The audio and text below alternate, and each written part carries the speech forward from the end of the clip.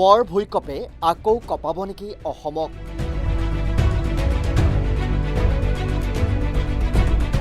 অসমত এতিয়া সঘনাই হৈছে ভূমিকম্প।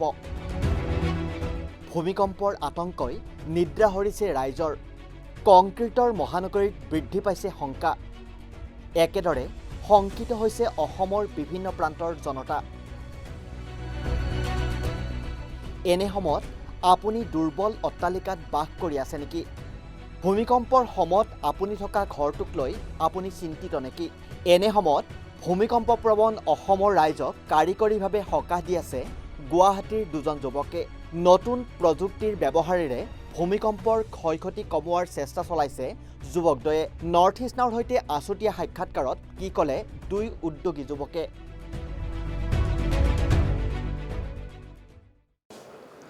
নমস্কাৰ, মই অনিৰ্বাণ পাঠক। প্ৰিয় দৰ্শক, আমি ভূমিকম্প প্ৰৱণ অঞ্চলত আছোঁ। 1950 চনৰ বৰ ভূঁইকঁপ হৈছিল, আমি শুনিছোঁ। হয়তো আমাৰ অধিকাংশই সেই ভূমিকম্প দেখা নাই। শেহতীয়াভাৱে যোৱা এপ্ৰিল মাহৰ 28 তাৰিখে এটা ভূমিকম্পই অসমক জোকাৰি গ'ল। যথেষ্টখিনি ক্ষতিও হৈছে সেই ভূমিকম্পৰ ফলত, আৰু তাৰ পাছৰে পৰা প্ৰায় 30টামান ভূমিকম্পই প্ৰায় এদিন দুদিনৰ মূৰে মূৰে অসমক জোকাৰি আছে। গতিকে ভূমিকম্পৰ শংকাই আমাক সকলোকে ঘেৰি আছে। এনে সময়ত আমি তাৰ পৰা ভূমিকম্পৰ পৰা কেনেকৈ সুৰক্ষিত হ'ম? আমি যদি কংক্ৰিটৰ মহানগৰীত আছোঁ, এই মহানগৰীত আমি কেনেকৈ সুৰক্ষিত জীৱন কটাব পাৰিম, সেই চিন্তা আমাৰ সকলোৰে আছে। গতিকে আজি সেই বিষয়ত আমি কথা পাতিম। আজি মোৰ সৈতে দুগৰাকী যুৱক, শিক্ষিত যুৱক আছে, আৰু তেওঁলোকে এই ক্ষেত্ৰখনক লৈ কাম কৰি আছে। মই প্ৰথমতে তেওঁলোকৰ সৈতে আপোনালোকক চিনাকি কৰাই দিব বিচাৰিছোঁ। মোৰ বাওঁফালে আছে ৰাহুল জ্যোতি নাথ, আৰু মোৰ সোঁফালে আছে চিমন দত্ত, দুয়োগৰাকী অভিযন্তা। আৰু মই প্ৰথমতে তেওঁলোকে এই ক্ষেত্ৰখনৰ লগত তেওঁলোকে বৰ্তমান ভূমিকম্প প্ৰৱণ এই অঞ্চলত মানুহৰ সহায়ৰ কাৰণে যথেষ্ট কাম কৰি আছে তেওঁলোকে। গতিকে কি কাম কৰি আছে সেই বিষয়ে জানিব চেষ্টা কৰিম, কিন্তু তাৰ আগতে মই তেওঁলোকে এই কামৰ লগত কেনেদৰে জড়িত হ'ল বা তেওঁলোকে কি অধ্যয়ন কৰিলে এই কামৰ লগত জড়িত হ'বলৈ, সেই বিষয়ে জানিব বিচাৰিছোঁ। ৰাহুল জ্যোতি নাথ, আপুনি কি ক'ব? আপুনি কি পঢ়িলে বা এই যিটো বৰ্তমান আপোনালোকে কাম কৰি আছে সেই বিষয়ে আমি যাতে জানিব পাৰোঁ। হয়, নমস্কাৰ। প্ৰথমতে আমি ধন্যবাদ জনাব খুজিছোঁ নৰ্থ ইষ্ট নাও চেনেলক, কাৰণ এইটো এটা বিৰাট ইম্পৰ্টেণ্ট ছিটুৱেশ্যন ৰাইট নাও, আৰু এই মুহূৰ্তত আমি বিৰাট ছিনচিয়াৰ হোৱা জৰুৰী, কাৰণ বৰ্তমান আমাৰ বহুত ঘনে ভূমিকম্প আহি আছে। আমি এটা ছিস্মিক জ'নৰ ৰেড জ'নত আছোঁ, আৰু এইটো ছিটুৱেশ্যনত আমি বৰ্তমান একদম এলাৰ্ট হোৱা দৰকাৰী আৰু এৱেৰনেছো অনা দৰকাৰী, আৰু সেইকাৰণে আমি ইয়াত বৰ্তমান আজি আহিছোঁ। চ' আমি হ'লোঁ স্কাইলাইন কনষ্ট্ৰাকশ্যনছ। মোৰ নাম হ'ল ৰাহুল জ্যোতি নাথ। আমি দুজন NIT শিলচৰত ইঞ্জিনিয়াৰিং কৰিছোঁ, আৰু তাৰপিছত মই মাষ্টাৰ্ছ কৰিছোঁ জাৰ্মানীত। এতিয়া আমি ইয়াতে বৰ্তমান আমি ৰেট্ৰফিটিঙৰ কাম কৰি আছোঁ। এই ৰেট্ৰফিটিঙৰ বিষয়ে আমি অলপমান ডিটেইলছত ক'ম অলপমান সময়। চ' বৰ্তমান আমি এইটোকে ক'ব খুজিছোঁ যে বৰ্তমান মানুহৰ ধৰক যিমান এনেকুৱা ডেমেজ আহিছে, মানুহৰ বিল্ডিংছবিলাকত ক্ৰেকছ আহিছে। চ' অহাৰ পিছত মানুহবিলাকে ডিজাষ্টাৰ মেনেজমেণ্টক ফোন কৰিছে, কিন্তু তেনেকুৱা একো সিহঁতে চলিউশ্যন দিব পৰা নাই, বা সেনেকুৱা সিহঁতৰ টীম নাই যোনটোৰ কাৰণে এই প্ৰব্লেমটো ৰিজল্ভ হৈ থকা নাই, এই প্ৰব্লেমটো এড্ৰেছ কৰা নাই। আৰু এই বস্তুটোকে আমি লৈ পেলাই আগবাঢ়িব খুজিছোঁ। এই বস্তুটোকে আমি এড্ৰেছ কৰি আছোঁ বৰ্তমান। চ' আমি ৰেট্ৰফিটিংটো হ'ল এটা নতুন টেকন'লজি। এইটোৰ বহুতখিনি প্ৰচেছেছ ইনভলভ আছে, যোনটোৰ বিষয়ে আমি ডিটেইলছত কথা পাতিম। আৰু চ' সেইখিনি লৈ পেলাই আমি আগবাঢ়ি আহিছোঁ। আমি অসমবাসী ৰাইজৰ কাৰণে এইটো বিষয়ে অলপ এৱেৰনেছ ক্ৰিয়েট কৰিব বিচাৰিছোঁ, আৰু চ' ডেট মানুহে এই বিষয়ে অলপমান বেছিকৈ জানে আৰু অলপ এৱেৰ হয়, আৰু এজনে ইজনৰ লগত ইনফৰ্মেশ্যনটো শ্বেয়াৰ কৰে। সেইটো কাৰণে আমি অনুৰোধ জনাইছোঁ অসমবাসী ৰাইজক যে এই ইনফৰ্মেশ্যনটো যাতে মানুহবিলাকে শ্বেয়াৰ কৰে এজনে ইজনৰ লগত, আৰু কাৰোবাৰ যদি আপোনালোকে কিবা যদি ডেমেজ দেখা পাইছে, এইটো যাতে আপোনালোকে এনেকৈ নাভাবক যে এইটো 6 মাহ পিছত দেখা যাব বা এবছৰ পিছত দেখা যাব। এইটো বিৰাট এটা ইম্পৰ্টেণ্ট ছিটুৱেশ্যন হয়, আৰু যিমান ঘনে ভূমিকম্প আহি আছে এইটো বহুত লাইফৰ ৰিস্কৰ কথা আছে। চ' আপোনালোকে এইটো যাতে ইমিডিয়েটলি এড্ৰেছ কৰিব। চ' সেইটো বিষয়ে এতিয়া ৰেট্ৰফিটিঙৰ বিষয়ে অলপমান ডিটেইলছত মই মোৰ লগৰজনক মাতিব খুজিছোঁ। আচলতে অত্যন্ত গুৰুত্বপূৰ্ণ বিষয়, কাৰণ আমি সৰুৰে পৰা হয়তো বা আমি আগৰ পৰাই জানো যে অসমে কেইবাটাও বৃহৎ ডাঙৰ ভূমিকম্প ইতিমধ্যে অসমে যে অভিজ্ঞতা আছে অসমৰ মানুহৰ আৰু আমি এটা কথা আমি প্ৰত্যেকে জানো যে অসমত আৰু এটা ডাঙৰ ভূমিকম্প হ'ব এনেকুৱা বিভিন্ন ধৰণৰ কথা বিভিন্ন সময়ত আমাৰ মাজত চলি থাকে শেহতীয়াভাৱে যি এই দিনকেইটাৰ সঘনাই ভূমিকম্প হৈ আছে এই সময়খিনিত মানুহ অতি শংকিত হৈ পৰিছে মই শ্ৰীমন দত্ত মই আপোনাক সুধিব বিচাৰিছোঁ যে আপোনালোকে এতিয়া দেখিছোঁ যে এই যোৱা ভূমিকম্পত বহু বিল্ডিঙত ফাট মেলিছে ছাদ খহি পৰা ঘটনাও ঘটিছে এটা বিল্ডিং নগাঁৱত এটা বিল্ডিং হাউলি গৈছে এতিয়া আপোনালোকে যি কাম কৰিব লৈছে সেই মানুহখিনিক কেনেকৈ সকাহ দিব পাৰিব কি কৰি আছে আপোনালোকে হয় থেংক ইউ প্ৰথমতে এইটো ভূমিকম্প এইটো হ'ল আপোনাৰ নেচাৰেল ডিজাষ্টাৰ এটা যোনটো ভূমিকম্পকটো আমি ৰখাব নোৱাৰোঁ বা চুনামিকো আমি ৰখাব নোৱাৰোঁ কিন্তু তাৰ কাৰণে আমি ট্ৰিটমেণ্ট ল'ব পাৰোঁ যোনটো আপোনাৰ প্ৰব্লেম এটা ভূমিকম্প এতিয়া যেনেকৈ আপোনাৰ এটা কিছুমান ডেমেজ কৰি গ'ল তে ডেমেজত আপোনাৰ ষ্ট্ৰাকচাৰটো বহুত উইক হৈ যায় আৰু যেতিয়া ষ্ট্ৰাকচাৰটো উইক হৈ যায় তেতিয়া আপোনাৰ যি টি সময়ত এটা যদি কলম যেনেকৈ এইটো এটা কলম হয় আপোনাৰ এই কলমটো যদি এতিয়া বেণ্ড হৈ পেলাই ভাঙি যায় গোটেই বিল্ডিংটো আপোনাৰ এটা মানে বেলেগ ধৰণে শ্বেপ লোৱা চান্স থাকে আৰু য'ত বহুত ডাঙৰ ক্ষতি হ'ব পাৰে তো তাৰ কাৰণে ট্ৰিটমেণ্ট যোনটো হয় এতিয়া যেনেকৈ আপোনাৰ ভূমিকম্প হোৱাৰ পিছত ইয়াতে যোনটো এইটো ষ্ট্ৰেংথ এই এটা বিল্ডিঙৰ মেইন ষ্ট্ৰেংথটো আপোনাৰ কলমছ আৰু বিমছে লয় তো এতিয়া যেতিয়া সেই ভূমিকম্প আফটাৰ এফেক্টছত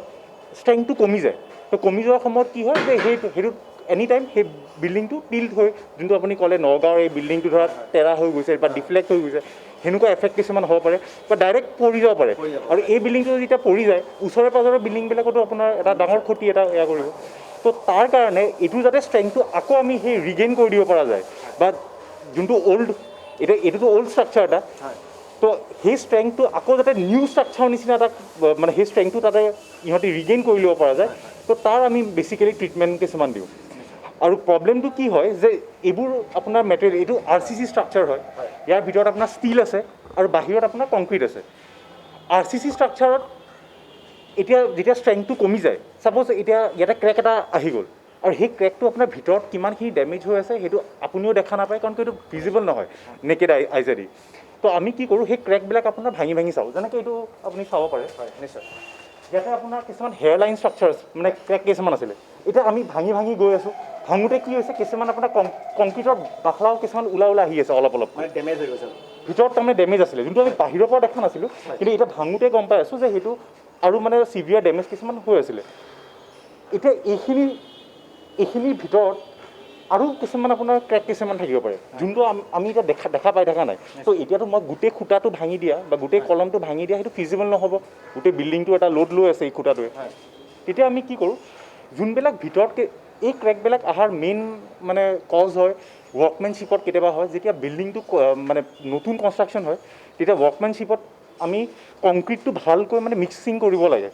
আৰু সোমাই দিব লাগে যাতে আপোনাৰ ভইডছ মানে যোনটো এয়াৰ গেপছ সেইবিলাক যাতে ফিল আপ হৈ যায় কিন্তু সেই ৱৰ্কমেনশ্বিপৰ কাৰণে আজিকালি প্ৰব্লেমটো কি হয় যে সেই এয়াৰ গেপছ বা আপোনাৰ ভইচবিলাক ভালকৈ ফিল আপ নহয় তো আমি সেইকাৰণে কি কৰোঁ এই ভিতৰত কিমান কি ক্ৰেক আছে আমি নাজানো তো তাতে আমি ইপক্সি বুলি এটা ইনজেকশ্যন গ্ৰাউণ্ডিং সেইটো এটা নিউ টেকন'লজি হয় তো ইপক্সি মেটেৰিয়েলটো আমি তাতে ইনজেক্ট কৰি পেলাই সোমাই দিওঁ ইপক্সিয়ে কেনেকৈ হেল্প কৰে সেইটো এটা লিকুইড মেটেৰিয়েল হয় সেইটো আপোনাৰ গৈ পেলাই ধৰা এয়াৰ ভইচ যোনবোৰ থাকে সেইবোৰ গৈ পেলাই ফিল আপ কৰি দিয়ে আৰু ফিল আপ কৰাৰ পিছত যোনটো ষ্ট্ৰেংথ দিব যোনটো নতুন এটা কলমে যোনটো ষ্ট্ৰেংথ দিয়ে তাতকৈ অলমষ্ট 2 টাইমছ বেছি ষ্ট্ৰেংথ এইটোৱে ল'ব পৰা হৈ যায় আৰু বাহিৰৰ যোনখিনি ডেমেজ সেইটো কভাৰ কৰিবৰ কাৰণে আৰু এটা কথা ইয়াতে কি হয় বহুত মানুহে এইটো ভুল কৰে যে পুৰণা কংক্ৰিট এইখিনি ধৰা এটা ডেমেজ আছে এইখিনি মানুহে প্লাষ্টাৰ মাৰি পেলাই কভাৰ কৰিব যাব বা আপোনাৰ মানে নতুন কংক্ৰিট দি পেলাই কভাৰ কৰিব যাব কিন্তু ইয়াতে প্ৰব্লেমটো কেতিয়া এৰাইজ হয় পুৰণা কংক্ৰিট আৰু নতুন কংক্ৰিটৰ মাজত বণ্ডিং নহয় তো এইটো ধৰা আপোনাৰ 6 মান্থছমান থাকি যাব বা 4 মান্থছ থাকি যাব কিন্তু একো লাষ্টত গৈ পেলাই আপোনাৰ আকৌ সেই কথা ওলাই পৰি যায় তাতেই আহে আপোনাৰ কেমিকেলৰ কামবোৰ তো আমাৰ যোনবিলাক কেমিকেল যেনেকৈ ইয়াতে আমি এতিয়া মাইক্ৰ' কংক্ৰিট বুলি এটা প্ৰচেছ এটা কৰিম তো মাইক্ৰ' কংক্ৰিটিঙৰ কামটো হ'ল এটাতো তাহাঁতি বণ্ডিং কৰি ল'ব আৰু মাইক্ৰ' কংক্ৰিটিঙে যোনটো আপোনাৰ ষ্ট্ৰেংথ দিয়ে এতিয়া ছাপ'জ এই নৰ্মেল কলম যোনবিলাক আপোনাৰ গুৱাহাটীত বিল্ডিংছবোৰ এপাৰ্টমেণ্টবোৰ বনে M25 বা M30 খুব বেছি M30লৈকে মানে কম্প্ৰেছিভ ষ্ট্ৰেংথটো M30লৈকে মানুহে কাষ্ট কৰে বাকী নহ'বা M20 ইউজ কৰে বা M25তে শেষ কৰি দিয়ে micro' concreting once it is applied তাৰ কম্প্ৰেছিভ ষ্ট্ৰেংথ মোৰ দেন M55 গুচি যায়, মানে য'ত আপুনি ধৰা অলমষ্ট থাইছ যোনটো এটা নৰ্মেল কলমৰ যোনটো ষ্ট্ৰেংথ হয় তাতকৈ অলমষ্ট 5 টাইমছ বেছি পাই যায়। তো সেইটো এটা মেইন এডভান্টেজ থাকে। তো সেনেকৈ আমি সেই চব ট্ৰিটমেণ্ট দিওঁ। ইয়াতে আপোনাৰ এতিয়া বিমতো হ'ব পাৰে, কিন্তু এতিয়া ধৰা এইটো ষ্ট্ৰাকচাৰ বিমত সিমান এটা এফেক্ট হোৱা নাই। তো বিমত হ'লে আমি আৰু এটা ইয়াতে কাম কৰোঁ কি, ইয়াতে মাইক্ৰ' কংক্ৰিটিঙৰ জেগাত আমি কাৰ্বন ফাইবাৰ ৰেপিং কৰোঁ। কাৰ্বন ফাইবাৰ ৰেপিং মোৰ এই আৰু এটা কলম আছে সেইপিনে, এতিয়া সেইটো আমি প্লাষ্টাৰিং মাৰি পেলাই ঢাকি দিয়া হৈছে। তো সেই তাতে আমি কাৰ্বন ফাইবাৰ কৰিছিলোঁ, মানে ইউজ কৰিছিলোঁ। তো কাৰ্বন ফাইবাৰ আৰু মাইক্ৰ' কংক্ৰিটিং অলমষ্ট দুটাৰ মানে কামটো একেই। কাৰ্বন ফাইবাৰে টেনচাইল ষ্ট্ৰেংথটো ৰাখে আৰু মাইক্ৰ' কংক্ৰিটিঙে আপোনাৰ কম্প্ৰেছিভ ষ্ট্ৰেংথটো লয় বিল্ডিংটোৰ। আৰু কাৰ্বন ফাইবাৰটো আপোনাৰ যেতিয়া ৰেপ কৰা হয়, মানে দেখিব আপোনাৰ মেটেৰিয়েলটো পূৰা মেটৰ নিচিনা, কিন্তু ওৱান্স ইট ইজ এপ্লাইড আৰু যেতিয়া তাতে গোটেই লাষ্ট ফাইনেল ফিনিচিং যেতিয়া কৰে, আপুনি নিজে গম পাব যোনটো ষ্ট্ৰেংথ লয় সেইটো মানে নৰ্মেল ৰড বা ষ্টীলে তাতকৈ অলমষ্ট টুৱাইছ টাইমছ বেছি লৈ লয়। তো সেই সেনেকুৱা টেকন'লজি কিছুমান ইউজ কৰি পেলাই আমি ষ্ট্ৰেংথেনিং কৰি দিওঁ বস্তুটো, যাতে আকৌ যদি ফাৰ্ডাৰ আৰু এটা ভূমিকম্প হয়, আকৌ যি ডেমেজ কৰে যাতে বিল্ডিংটো ডাইৰেক্ট ঘপককৈ মানে খহি নপৰে। সেইটোৰ মেইন মানে আমাৰ এটা ইণ্টেনশ্যন থাকে। আৰু ৰেট্ৰ'ফিটিং বস্তুটো এনেকুৱা নহয় যে অকল আৰ্থকুৱেক ৰিলেটেড। পুৰণা ষ্ট্ৰাকচাৰ এটা, ছাপ'জ আপোনাৰ 50 ইয়াৰ্ছ পুৰণা বিল্ডিং, যেনেকৈ আপুনি এটি ৰোড ছাইডত চাব, এটি ৰোডৰ পিনে আপোনাৰ বহুত বিল্ডিং আছে যোনটো মোৰ দেন 50 ইয়াৰ্ছ হয়। তো আমাৰ মেক্সিমাম ক্লাইণ্টছ এটি ৰোডৰ বিল্ডিঙো আমি পাইছোঁ। তো তাতে কি হয়, তাহাঁতি বিল্ডিংবোৰ নতুনকৈ ভাঙি পেলাই বনাব নিবিচাৰে। তো তাহাঁতক বিচাৰে যে ধৰা পুৰণা মোৰ বিল্ডিংটোতে আপুনি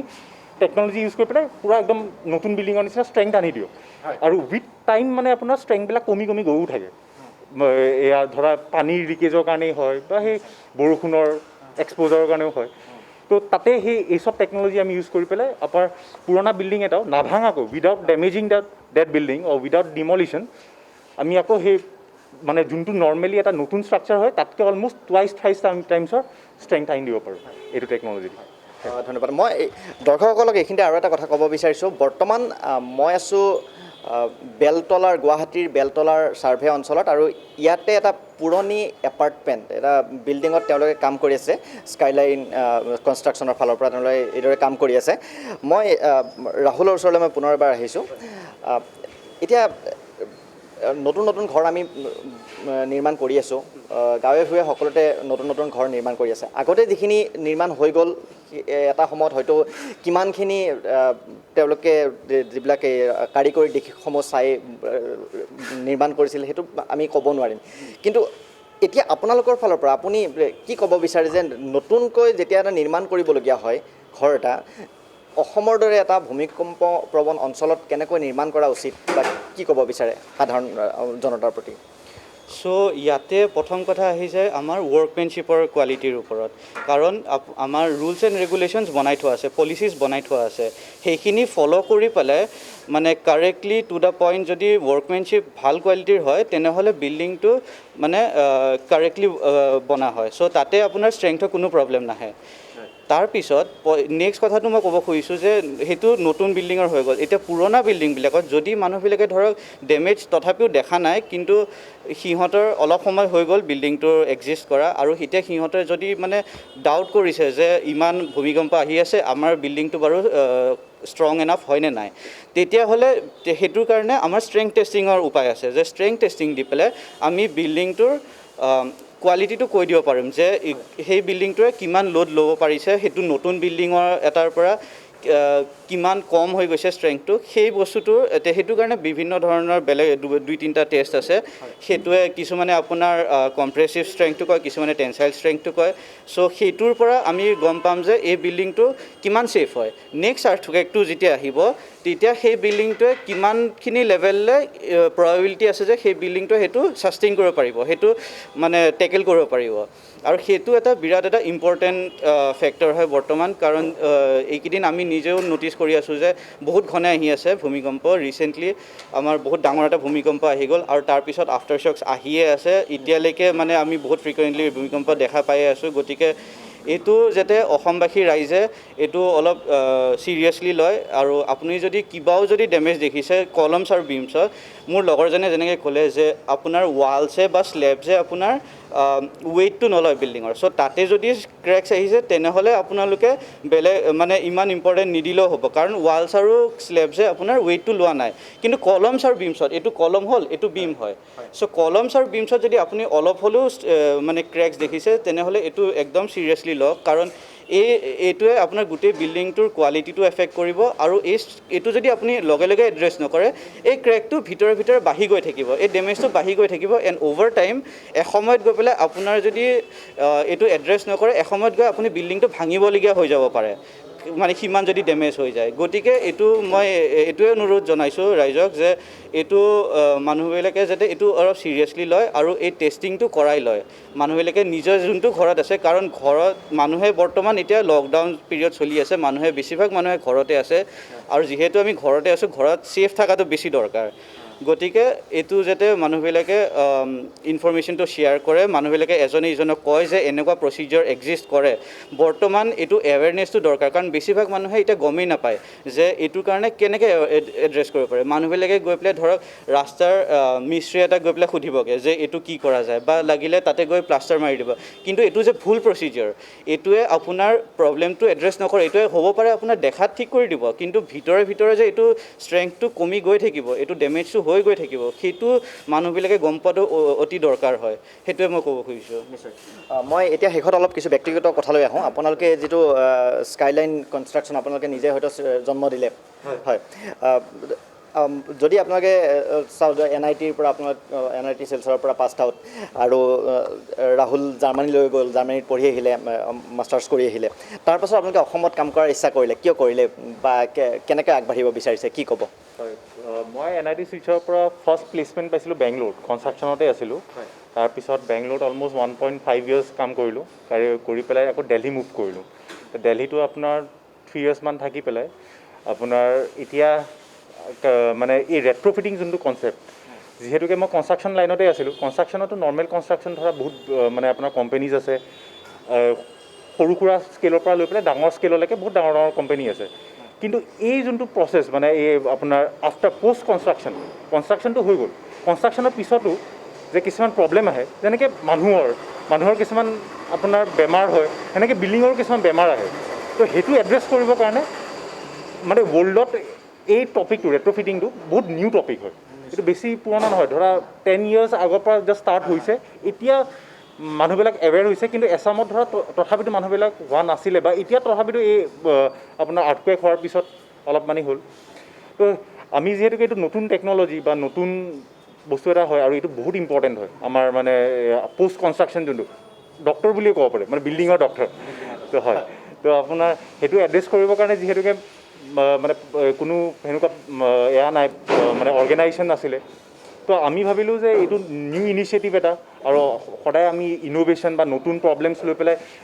আৰু মই একচুৱেলি ৰুমমেটো আছিলোঁ কলেজত হয় NIT ৰুমমেটো আছিলোঁ তো আমাৰ সেই কলেজৰ টাইমৰ পৰা মানে সৰু সুৰা যি প্ৰব্লেম হয় বা কলেজতে যি মানে আপোনাৰ টেকনিকেল লেণ্ড লৈ পেলাই প্ৰব্লেম বা আপোনাৰ যি টেকনিকেল প্ৰব্লেম বা যি এনি এয়া প্ৰব্লেম তো আমি এটা মানে তাৰ সদায় চলিউশ্যন ওলাব যাওঁ আৰু সদায় ইন'ভেটিভ আইডিয়া ইউজ কৰোঁ বহুত ফেইলো কৰিছোঁ ফেইল কৰি পেলাই বহুত কাৰণ কি যেতিয়া আপুনি ইন'ভেশ্যন আনিব যায় তেতিয়া আপুনি বস্তু এটা নতুনকৈ ট্ৰাই কৰে আৰু নতুনকৈ যেতিয়া ট্ৰাই কৰে মানুহে ঘপককৈ চেঞ্জটো ল'বলৈ অলপ দিগদাৰি পায় কিন্তু সেইটোৱে আমাৰ কাৰণে তেতিয়া চেলেঞ্জ এটা হৈ যায় আৰু মানুহো প্ৰথমতে বিলিভ নকৰে যে আমি যে আপোনালোকৰ বেটাৰমেণ্টৰ কাৰণে যে সেইটো কাম কৰি আছোঁ তো সেইটো বিলিভ কৰোৱা সেইটো এটা ষ্ট্ৰাগল হৈ যায় আপোনাৰ কাৰণে কিন্তু মানে বিফলতাই সফলতাৰ মাপকাঠি বুলি আৰু তাতেই সেইটোৱে মজা আহে মানে আপোনাৰ সেইটোৱে চেলেঞ্জ বা সেইটোৱে ফাইট আৰু সেইটোৱে কিক এটা আনে যে নাই এইটো এটা চেলেঞ্জ হিচাপে ল'ম আৰু তাৰপৰা আমিও বহুত শিকিব লগা হয় বা আমিও এনেকুৱা নহয় যে যিটো ভাবি থাকোঁ সেনেকৈয়ে কৰিম তাতে আপোনাৰ ধৰক কিছুমান চেঞ্জো কৰিব লগা হয় শ্বেপ দিব লাগে কিন্তু আল্টিমেটলি যোনটো আমাৰ গ'ল ছেট কৰা থাকে সেই গ'লটো আমি সদায় ৰাখি থৈ দিওঁ যে এইটো কিন্তু কৰিমেই তাৰপিছত ৰাস্তাটো লাগে আমি সেইপিনে অলপ চুইচ মাৰিব লগা হয় কিন্তু আল্টিমেটলি সেনেকৈ পাছ ফেইল সেনেকৈ কৰি এতিয়া ধৰা আজি এটা লেভেললৈকে পাইছোঁ আৰু আমি অকল ৰিটেইল মানে প্ৰাইভেট পাৰ্টিয়ে নহয় আমি গভমেণ্ট অৰ্গেনাইজেশ্যনো কাম কৰোঁ গুৱাহাটী ইউনিভাৰ্চিটি আমাৰ ক্লাইণ্ট হয় আছাম এগ্ৰিকালচাৰ ইউনিভাৰ্চিটি আমাৰ ক্লাইণ্ট হয় PWD আমাৰ ক্লাইণ্ট হয়। কেতিয়াৰ পৰা কৰি আছে আপোনালোকে এই কাম? মই এইটো বিজনেছত আছোঁ আপোনাৰ এৰাউণ্ড 3 years মান হ'ল, 2018ৰ পৰা কৰা হয়। আৰু IOCL বঙাইগাঁৱত তেতিয়া আমি ফাৰ্ষ্ট কৰি আছিলোঁ গোটেই প্লাণ্টৰ ৰেট্ৰফিটিং, সেইটো মেইনলি আপোনাৰ গভৰ্ণমেণ্ট অৰ্গেনাইজেশ্যন আৰু তাৰপিছত গভৰ্ণমেণ্টততো এইটো বহুত ডিমাণ্ড আছে, যেনেকৈ ব্ৰিজবিলাকত কৃষ্ণাই ব্ৰিজ আপুনি গম পাই চাগে, এই সেইখনো লৈ পেলাই আমাৰ এটা এয়া দিছিলে, মানে ছাৰ্ভে কৰি পেলাই দিব দিছিলে PWDৰ পৰা যে কি কৰিব পৰা যায়, কাৰণ কি এখন ব্ৰিজ এখন আপুনি ভাঙি পেলাই গোটেই ৰাস্তাটোতো বন্ধ কৰি দিব নোৱাৰে, তেতিয়া এইবিলাক টেকন'লজি আহে। তো এইটোতো মই জানো যে গভৰ্ণমেণ্টত ধৰা আপোনাৰ এইটো বহুত ডিমাণ্ড আছে, কিন্তু এতিয়া ৰিটেইল যোনটো মাৰ্কেট বা প্ৰাইভেট যোনখিনি বিল্ডিং এইবিলাকক কোনে এড্ৰেছ কৰিব? তেতিয়া মোক ক'লে যে আমি দেখোন এইটো B2B যোনটো মানে আপোনাৰ প্ৰাইভেট কাষ্টমাৰ যোনবিলাক হয় তাহাঁতৰতো এইটো প্ৰব্লেম আহে, তো সেইখিনি যদি আমি এড্ৰেছ কৰিব পাৰোঁ, তো সেইটো এড্ৰেছ কৰিবৰ কাৰণে আপোনাৰ কি হয়, কনষ্ট্ৰাকশ্যন লাইনটো অলপ হাৰ্ডক'ৰ বিজনেছ এটা হৈ যায়, মানে য'ত ইয়াতে ধৰা আপোনাৰ ultimately we have to depend on labours, মানুহ, তো এইখিনি মেনেজ কৰা, এটা ছাইটৰ পৰা এটা ছাইটলৈ মুভমেণ্ট কৰা, এইটো শেষ হ'ল আকৌ লগালগ বেলেগ এটা ইয়ালৈ কৰা, 3-4টা ছাইট একেলগে চলাই থকা, সেইটো অলপ এটা মানে আপোনাৰ বহুত চেলেঞ্জিং হয়। কিন্তু তাতে আমি এতিয়া কিছুমান ধৰা টেকন'লজি আনি পেলাই, অকল মানে এয়া টেকন'লজিয়ে নহয়, মানে মই চিভিলৰ টেকন'লজি কোৱা নাই, আমি কিছুমান অনলাইন টেকন'লজি লৈ আনি পেলাইও সেইবিলাক বস্তু ছল্ভ কৰিম বুলি লৈছোঁ আৰু কৰি আছোঁ আস্তে আস্তে। আৰু এতিয়া যিহেতুকে ৰিটেইলটো আমাৰ নতুন হয়, মানে এই আপোনাৰ প্ৰাইভেট ছেক্টৰটো আগৰ পৰা গভৰ্ণমেণ্টত আমি আগৰ পৰাই আছোঁ, কিন্তু এই প্ৰাইভেট ছেক্টৰটো সেই মানে এড্ৰেছ কৰাটো আমাৰ অলপ নতুন হয়। আৰু প্ৰাইভেটত কি হয় ধৰা মানুহবোৰেও যিহেতুকে ইমান এটা এইটোৰ ওপৰত নাজানে, তো তাহাঁতিও মানে কেনেকৈ টেকেল কৰিব লাগে বা মানে তাহাঁতক আমি সেই প্ৰচেছটোত লৈ আনিব লগা হয় যে বস্তুটো এনেকুৱা হ'ব তেনেকুৱা হ'ব, আৰু বা পে'মেণ্টৰ ক্ষেত্ৰতে হওক বা যিয়ে হওক, বা মানে আমাক যোনখিনি সা সুবিধা দিব লাগে, এটা ছাইট এতিয়া ধৰোঁ আমাক এটা সুবিধা লাগে, যেনেকৈ আমি কেমিকেলছখিনি থ'বলৈ আমাক এটা ষ্ট'ৰ ৰুম লগা হয়, বা লেবাৰখিনি ৰাখিবৰ কাৰণেও এটা জেগা এটা প্ৰভাইড কৰিব লগা হয়। চ' সেইবিলাক এটা নতুন নতুন চেলেঞ্জ আহি আছে, আৰু এনেকুৱা নহয় যে অলৰেডি কোনোবাই সেই ৰাস্তাটো বনাই থৈ গৈছে, আমি নিজে এতিয়া বনাই আছোঁ, সেইকাৰণে ভালো লাগে সেইটো লৈ পেলাই। ভুলো কৰোঁ আমি, তাৰ পৰা শিকোঁ, কিন্তু আল্টিমেটলি গ'লটো আমি এৰি নিদিওঁ, আৰু যে আমাৰ যোনটো আল্টিমেট গ'ল এটা আছে যে আমি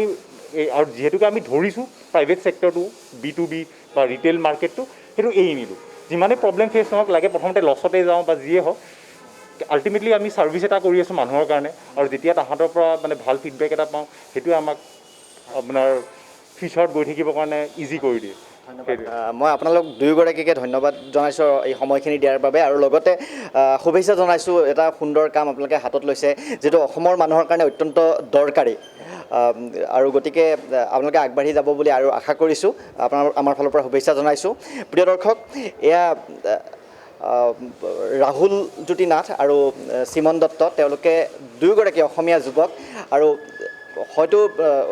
বাহিৰত তেওঁলোক পঢ়ি আহিছে, কিন্তু কাম কৰিব লৈছে অসমৰ মানুহৰ সেৱাৰ বাবে তেওঁলোকে কাম কৰিব লৈছে, আৰু অসমৰ কাৰণে অত্যন্ত দৰকাৰী। এইকাৰণে যিটো ৰেট্ৰফিটিং যিটো কথা তেওঁলোকে কৈ আছে, এই বিষয়টো অসম নহয়, বিশ্বৰ বাবে যথেষ্ট নতুন বিষয় এটা, আৰু কিন্তু এই বিষয়টো এতিয়া অসমত অত্যন্ত জৰুৰী হৈ পৰিছে, অত্যন্ত দৰকাৰী হৈ পৰিছে, কাৰণ অসম এনেকুৱা এখন ঠাইত আমি আছোঁ যে ভূমিকম্পৰ প্ৰৱণ,